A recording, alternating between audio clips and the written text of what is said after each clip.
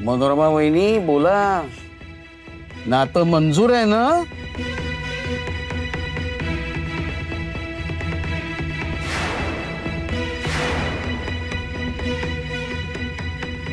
नाही.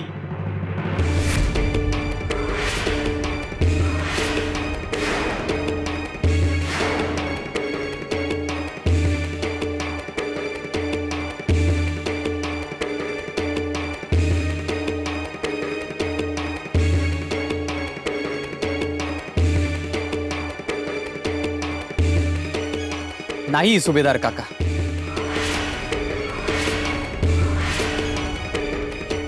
काका, तुम्ही डोळे दिपतील असं सोनं घेऊन आलात.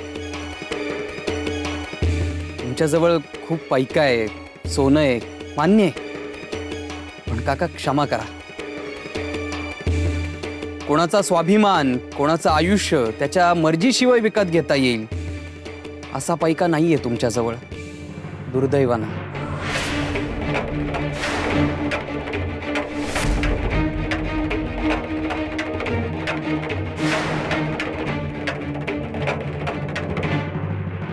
या तिकूला काय खूळ लागलंय का? बघतेस ना कसे अकलेचे तारे तोडतोय तो. अरे ही माणिक जर आपल्या घरी आली ना त्यात सगळ्यांचा फायदा आहे, हे कळत कसं नाही मूर्खाला. अहो काय करायची ही नटवी? हिची मदत तर सोडा, उलट मलाच हिच्या हातात पान सुपारी अन्न पाणी सगळं द्यावं लागेल. हुकूम चालवायला आणखीन एक महाराणी येईल. कर कर, नेहमी उलट विचारच कर. अगं येताना ती 4 बायका सोबत घेऊन येईल. तुझ्या मागची कामाची कटकट कायमची निघून जाईल. अगं ती ऐश्वर्य घेऊन येईल, सुख सोयी घेऊन येईल. पण या मूर्ख दिगूला लक्ष्मीला लाथाडायची अवदच सुचली आहे. काय ना दिगंबरराव, तुम्ही अजून वयानं लहान आहात. जगामध्ये पैकाच फक्त महत्वाचा ठरतो हे समजलेलं नाहीये ना तुम्हाला, म्हणून तुम्ही अशा तात्विक गोष्टी करताय. तर काय, आणि लक्ष्मीला लाथाडणं हे केवळ पापच नाही, निव्वळ मूर्खपणा आहे. आमचा नजराणा स्वीकारणं आणि माझ्या सुंदर माणिकशी लग्नगाठ बांधणं हे सर्वतोपरी तुमच्याच हिताचं आहे.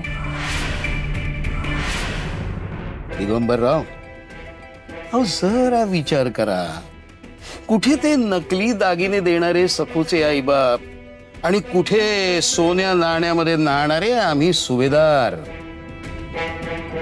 आणि तुम्हाला सखूला ठेवूनच घ्यायचंय ना घरात?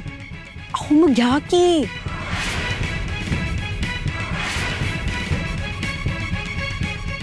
पट्टिक म्हणून ठेवा पाहिजे तर. पण माणिकला मात्र पट्टराणी करा.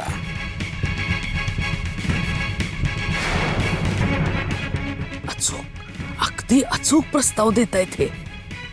काय काय बोलतायत हे?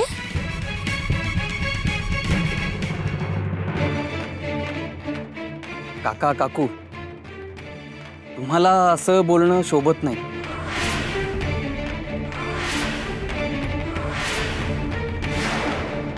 आणि इतकं सोनं कुणी कुणाला भेट म्हणून देत नसतं. पण माझ्या बायकोच्या माहेरच्यांना आणि पर्यायानं सासरच्यांना हिणवण्याच्या दृष्टीने जर तुम्ही ही भेट देत असाल तर ती आम्हाला नकोय. डोकं ठिकाणावर आहे का याचं? पण मनोरमे, आता ताईपणा करू नकोस, संयम ठेव, बोलू नकोस. आणि तसंही जितकं आमची देण्याची कुवत असेल तितकंच आम्ही स्वीकारू. कोणाच्याही उपकारांखाली जगणं मला माझ्या रमाईने शिकवलं नाही. शिवाय तुमचा एक गैरसमज दूर करावासा वाटतोय. काका, पैशांनी कपडा सोनं जमीन हवं ते विकत घेता येऊ शकतं, पण पैशांनी सुख आणि मनाचा विवेक विकत घेता येत नाही.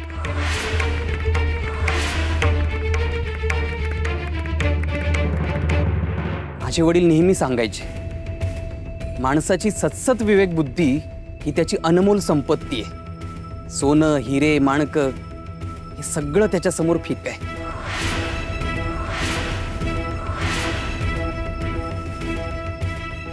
आणि माझी सत्सद विवेक बुद्धी मला स्पष्ट सांगते की तुम्ही दिलेला हा प्रस्ताव स्वीकारणं नीतीला धरून नाही.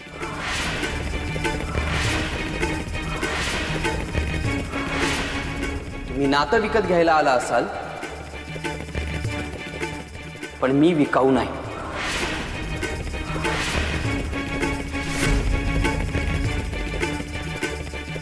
माझं लग्न झालंय आणि मी माझ्या बायकोशी प्रतारणा करणार नाही.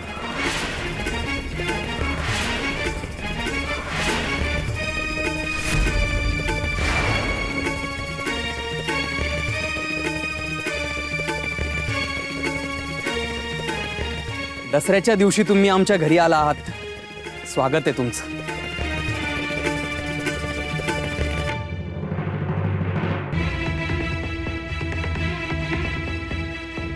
प्रथेप्रमाणे या सोन्याची देवाणघेवाण करूया. घ्या. जुनं सगळं विसरून खरं सोनं घेऊन आलो होतो ना आम्ही, तरी माच कराल आणि आमचा अपमान करून बरं आम्हालाच अक्कल शिकवाल. मनोरमाबाई, अहो लक्ष्मी घेऊन आलो होतो तुमच्या दारी. त्याच लक्ष्मीला लाखाडणारे कपाळ करंटे निघालात तुम्ही.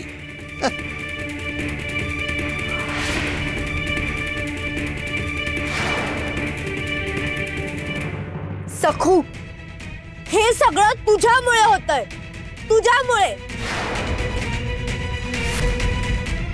या तुम्ही.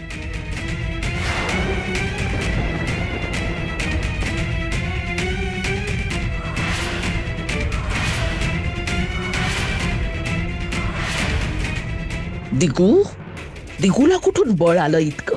सखूच्या इतका नादाला लागला तो की माझी दखलही न घेता पुढाकार घेऊन खुशाल त्या सुभेदारांशी बोलला, तेही सखूच्या बाजूनी आणि माझ्या धोरणांच्या पूर्ण विरोधात. ही सखू खरंच वैरण झाली माझी. अहो, अगदी माझ्या आप्पांसारखे नेकीच आहेत. किती अभिमान वाटतो मला तुमचा. सखू, बाजूला हो. चल माणिक, चल इथून, चल ताबडतोब.